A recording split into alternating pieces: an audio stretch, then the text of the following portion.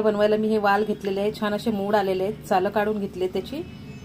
2 बटाटे घेतले पण आहे त्याच्यामध्ये तेल घातलंय, राई घालते, राई चांगली तडतडली का एक कांदा घेतलाय तो पण चांगला परतवून घेते, थोडासा कढीपत्ता चांगला गुलाबी होईपर्यंत परतवून घेतला।